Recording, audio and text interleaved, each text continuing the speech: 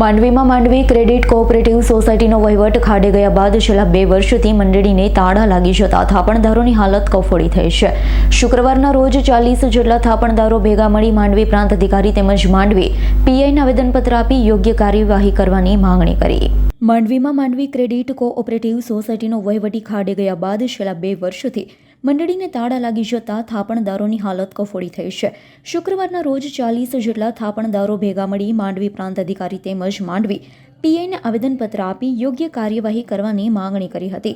માંડવીમાં થોડા વર્ષો અગાઉ 18 જેટલા લોકોએ ભેગા મળી માંડવી ક્રેડિટ કોઓપરેટિવ સોસાયટીની રચના કરી હતી. તેમાંથી જ ચેરમેન સહિતના હોદ્દેદાર અને ડિરેક્ટરોની વરણી પણ કરવામાં આવી હતી. મંડળી દ્વારા ડેલી બચત માટે રિકરિંગ ખાતા તેમજ ફિક્સ ડિપોઝિટ લેવાનું શરૂ કર્યું છે.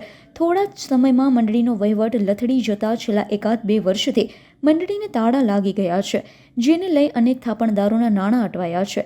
રજૂઆતો છતાં ચેરમેન અને ડિરેક્ટરો ઉડાવ જવાબ આપતા મુદ્દાને લઈ 40 જેટલા થાપણદારો શુક્રવારના રોજ ભેગા થયા હતા.